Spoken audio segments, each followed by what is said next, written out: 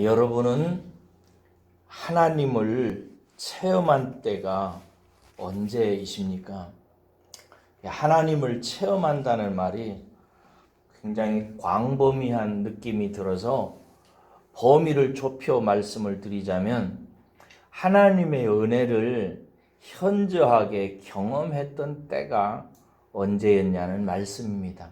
여기서 언제였냐는 말도 몇 년, 몇 월, 몇 시냐를 묻는 말씀이 아니고 하나님의 은혜를 현저하게 경험하던 때에 여러분의 상황이 어떠한 처지였느냐 하는 것입니다. 어떤 상황에서 하나님의 은혜를 뜨겁게 여러분들은 체험하셨어요? 목회를 하면서 이와 관련된 성도들의 간증을 종종 대하게 됩니다. 물론 당연히 다 다르겠지요. 하지만 분명한 공통점이 있습니다. 한결같이 어렵고 힘들 때 하나님의 은혜를 체험하고 경험하더라고요. 감당할 수 없는 문제에 빠져서 고통스럽고 절망스러울 때, 한마디로 앞이 깜깜하고 어렵고 곤고할 때 하나님께 기도했는데, 그때 하나님께서 이런저런 형태로 만나주셨고 위로 주시고 살아갈 소망과 힘을 주셨다는 간증을 다들 합니다.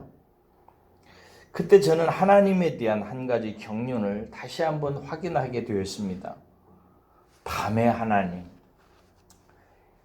인생이 깊고 인생의 길이 깜깜하여 절망스러울 때 하나님께서 당신을 계시하시는 이 경륜이 바로 그것입니다. 그리고 인생에게 당신을 계시하시는 하나님이 빛이시기 때문에 깊은 밤일수록 더 선명하고 분명하게 체험된다는 사실을 다시 한번 마음에 새길 수 있습니다. 오늘 시는 134편, 이 시는 대단히 짧은 시입니다. 그래서 더 압축적입니다. 시인은 보라라는 말로 이 시를 시작하지요. 다음에 이어지는 말에 주목하도록 하기 위해서입니다. 무엇으로 우리의 눈과 마음을 이끌어가고 있습니까? 그렇습니다. 그 다음에 나오는 말입니다. 밤에 성전에 서 있는 자들아. 밤에 성전에 서 있는 어떤 사람들을 주목하게 합니다. 여러분 한번 마음에 떠올려 보십시오. 어떤 사람들이 밤에 성전에 서 있을까요? 그들은 왜 밤에 성전에 서 있는 걸까요? 저는 두 부류가 생각이 났습니다. 하나는 성전을 섬기는 레위 지파의 사람들이 아닐까. 또 다른 한 부류는 어떤 사람들인지 특정할 수는 없지만 특별한 이유가 있어서 밤에 집에 돌아가지 않고 기도하는 사람들일 것이라고 여겨집니다. 저는 이 후자의 사람들이라고 생각하고 묵상해 봤습니다. 그래서 그들을 향해 한 번 더 질문해 봅니다. 그들은 왜 밤에 집에 돌아가지 않고 성전에 서서 기도하고 있는 것일까요? 만약 어떤 사람이 밤에 집에 가지 않고 여호와의 성전에 서 있다면 그 이유가 여러분들은 무엇일 거라고 생각이 들어요? 그렇습니다. 밤에 돌아가서 밥을 먹고 잠을 잘 수 없는 사람들일 것입니다. 집에 돌아가서 식구들과 저녁을 나누고 평안히 눕지 못하는 사람들일 것입니다. 뭔가 그럴 수밖에 없는 사정이 있기 때문일 것입니다. 그리고 그 일은 기쁘고 좋은 일이라기보다는 아마도 아프고 슬프고 곤고한 일일 것입니다.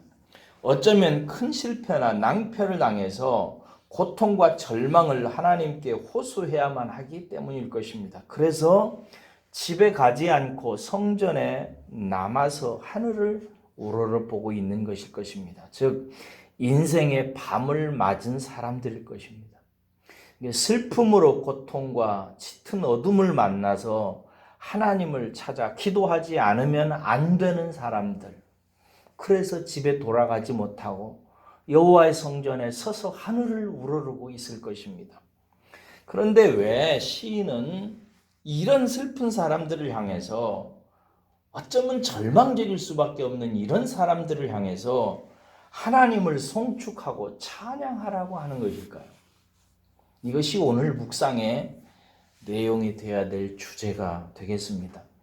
슬픔과 고통으로 인생의 어두움을 맞은 사람들, 그래서 아늑한 집으로 돌아가지 못하는 사람들을 향해서 시인은 왜 하나님께 감사하고 손을 들어 여호와를 송축하라고 하는 것일까요?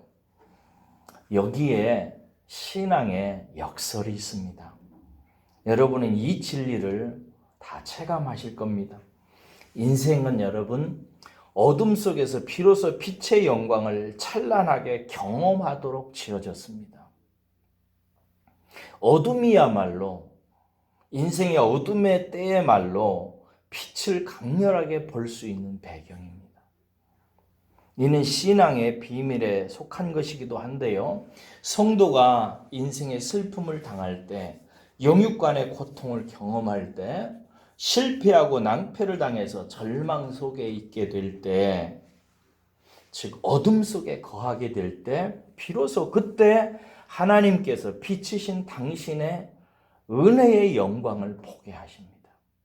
그래서 은혜를 체험한 성도들은 한결같이 즐겁고 배부르고 등따시게 살 때 은혜 체험했다고 하지 않습니다. 아프고 슬프고 곤고할 때 하나님의 놀라운 은혜를 체험했다고 말하는 것입니다. 한마디로 말해서 밤에 빛을 보았다고 이야기하는 것입니다. 저에게도 그렇게 제게 절망의 어둠이 짙게 드리워져 있을 때 소망의 하나님께서 당신의 빛을 저에게 비춰주셨습니다. 젊은 시절 오랜 방황과 시련의 날을 보내면서 저는 도저히 살 희망이 없어서 죽을 뻔만 같을 때, 그 짙은 절망의 어둠 속에 있을 때 하나님께서 어느 날 당신이 얼마나 놀랍고 찬란한 소망의 빛인지를 제 가슴 깊은 곳에, 영혼 깊은 곳에 환히 비춰주셨습니다. 그때 저는 하나님이 인생의 소망이라는 것을, 하나님만이 인생이 걸어가는 발걸음을 밝히 비춰주는 분이라는 사실을, 그 하나님을 의지해야만 어둠의 발길을 걸어가는 인생이 바른 길로 걸어갈 수 있다는 사실을 비로소 그 어두운 밤에 그 찬란한 빛을 보고 나서야 저는 확실히 보게 되었고 확실히 하나님을 의지하게 되었습니다. 그래서 시인은 여호와를 송축하라고 하는 것입니다. 여러분들이 지금은 밤에 집에 돌아가지 못하고 잠을 이루지 못하고 슬프고 낙심스러워서 다른 데 갈 데가 없어서 여호와의 성전 뜰에 서서 하늘을 향해 우러르며 기도하고 슬퍼하고 있지만, 그러나 지금은 어둠 속에 있지만 곧 우러르는 그 눈빛 사이로 하나님께서 비춰주시는 희망을 보게 될 것이기 때문에 하나님께 감사하라고 이야기하는 것입니다. 그리고 오늘 본문 시인 마지막 절에 놀라운 진리를 선포합니다. 천지를 지으신 여호와께서 시온에서 내게 복을 주실지어다. 바로 이 사람들이 하나님께 복을 받는 사람들인 것입니다. 배부르고 등 따시고 돈 많이 모으고 이리저리 여행 다니고 맛있는 거 먹고 마시고 즐겁게 살아가는 사람이 복을 받은 사람이 아니라, 인생의 어느 날 어둠 속에서 하늘을 우러렀더니 하나님께서 당신이 누구인지를 보여주시고 알려주시고 하나님의 은혜의 찬란한 빛을 비춰주셔서 그 어두운 인생의 어느 날 그 은혜의 놀라운 빛을 가슴에 쪼임을 받은 사람이, 그 사람이 복 받은 사람인 것입니다. 그러므로 우리는 어둠이 있어도 여러분 괜찮습니다. 그것 때문에 망하는 것 아닙니다. 슬픈 일을 당해도 저는 괜찮다고 생각합니다. 아파도 괜찮습니다. 쓰러져도 괜찮습니다. 그런 인생의 밤을 조성하신 하나님이 짙은 밤 길을 걸어가는 우리와 함께 하시기 때문입니다. 오늘 또 여러분에게 어떤 어둠이 임할지라도 두려워하지 마시고 너무 걱정하지 마시고 그것으로 인해서 빛을 보게 될 테니까 그것으로 인해서 하나님의 은혜의 영광을 찬란하게 보게 될 거니까 믿음으로 그때에 성소를 향해서 영혼의 성소를 향해서 우러르며 하나님을 기다리시기를 바랍니다. 우리 함께 기도하겠습니다.